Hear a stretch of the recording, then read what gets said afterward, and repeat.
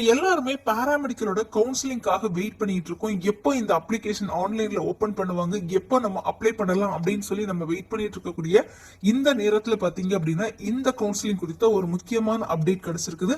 அந்த அப்டேட்டை உங்க கூட ஷேர் பண்றதுக்காக தான் இந்த வீடியோ.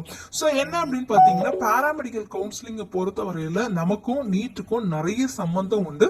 பாராமெடிக்கல் கவுன்சிலிங் எப்படி நடத்துவாங்க அப்படின்னு பாத்தீங்கன்னா ஃபர்ஸ்ட் வந்து எம்பிபிஎஸ் பிடிஎஸ் கவுன்சிலிங் நடத்துவாங்க. எம்பிபிஎஸ் பிடிஎஸ்க்கு அப்புறம் தான் பாராமெடிக்கலோட டிகிரி கோர்சஸோட கவுன்சிலிங் நடத்துவாங்க. அதுக்கப்புறம் தான் ஜிஎன்எம் ஆஃப் நர்சிங், அப்புறம் தான் அதர் டிப்ளமோ அண்ட் சர்டிபிகேட் கோர்சஸோட கவுன்சிலிங் நடத்துவாங்க. ஏன் இந்த ஆர்டர்ல கவுன்சிலிங் நடத்துறாங்க அப்படின்னு பாத்தீங்கன்னா எம்பிபிஎஸ் பிடிஎஸ்ல ஸ்டூடெண்ட்ஸ் வந்து சீட் கிடைச்சு போகணும். அப்படி கிடைக்காத பிள்ளைங்க அடுத்து பாராமெடிக்கல் டிகிரி கோர்சஸ்லயாவது சீட் கிடைக்கணும். அதுலயும் கிடைக்காதவங்க ஜிஎன்எம் ஆஃப் நர்சிங் வருவாங்க. அதுலயும் கிடைக்காதவங்க தான் நமக்கு டிப்ளமோ கோர்சஸ் வருவாங்க.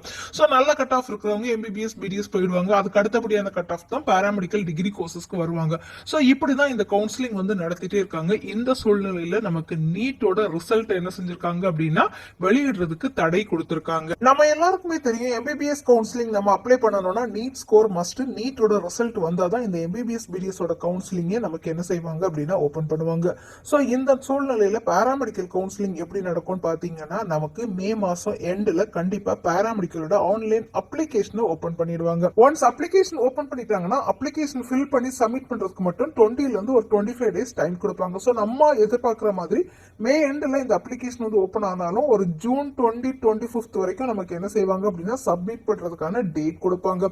ஸோ அதுக்கு சப்மிட் பண்ணதுக்கு அப்புறம் கண்டிப்பா ஒரு 20 டேஸ்க்கு அப்புறம் தான் நமக்கு என்ன செய்வாங்க அப்படின்னா ரேங்க் லிஸ்ட் வந்து ரிலீஸ் பண்ணுவாங்க. அதுவும் ஜென்ரல் கேட்டகரிக்கு ஃபர்ஸ்ட் வந்து ஸ்பெஷல் கேட்டகரியோட ரேங்க் லிஸ்ட் வந்து ரிலீஸ் பண்ணி அவங்களுக்கான சர்டிபிகேட் வெரிஃபிகேஷன் நடக்கும். அது முடிஞ்சதுக்கு அப்புறம் தான் ஜென்ரல் கேட்டகரியோட ரேங்க் லிஸ்ட் ரிலீஸ் பண்ணி அதுக்கப்புறம் தான் நமக்கு வந்து கவுன்சிலிங் நடத்துவாங்க. ஸோ நமக்கு அதாவது ஜெனரல் கேட்டகரிக்கு கவுன்சிலிங் நடக்கிறதுக்கு கண்டிப்பா ஜூலை 2nd வீக் ஆயிடும். ஸோ பாராமெடிக்கல் கவுன்சிலிங்க்கு வெயிட் பண்ணக்கூடிய ஸ்டூடெண்ட்ஸ் கண்டிப்பா தெரிஞ்சுக்க வேண்டியது என்ன அப்படின்னா நமக்கு கவுன்சிலிங் அப்படிங்கிறது கண்டிப்பா ஜூலை மந்த்ல தான் நடக்கும். ஜூன் மந்த்ல நடக்கிறதுக்கான வாய்ப்புகள் இல்லை. ஸோ பாராமெடிக்கலுக்கு வெயிட் பண்ணக்கூடிய ஒவ்வொருத்தவங்களும் என்ன செய்யுங்க அப்படின்னா கொஞ்சம் பொறுமையா வெயிட் பண்ணுங்க. இந்த நீட்ல உள்ள இஷ்யூஸ்லாம் இனி எப்படி வருது, எப்படி நமக்கு வந்து என்ன செய்யறாங்க அப்படின்னா அப்ளிகேஷன் வந்து ரிலீஸ் பண்றாங்க, அதை பொறுத்து தான் நமக்கு என்ன செய்வாங்க அப்படின்னா கவுன்சிலிங் நடத்துவாங்க. ஸோ இந்த பேசிஸ்ல நம்ம பார்க்கும்போது ஜூலை 2nd வீக்ல நமக்கான கவுன்சிலிங் நடக்கிறதுக்கான வாய்ப்பு இருக்குது. பட் அதுக்கு முன்னாடியே நமக்கு என்ன செஞ்சிருவாங்க அப்படின்னா அப்ளிகேஷன் வந்து ரிலீஸ் பண்ணிடுவாங்க. இந்த மந்த் எண்ட்ல நம்மளோட அப்ளிகேஷன் எக்ஸ்பெக்ட் பண்ணலாம். ஸோ நம்மளோட அப்ளிகேஷன் வந்த உடனே நான் உங்களுக்கு இன்ஃபார்ம் பண்ணுவேன். எப்படி அப்ளை பண்ணணும் அப்படிங்கிற டெமோ வீடியோ போடுவோம். எப்படி நீங்க சாய்ஸ் ஃபில் அட்டன் பண்ணணும் அப்படிங்கிற கைடன்ஸும் கொடுப்போம்.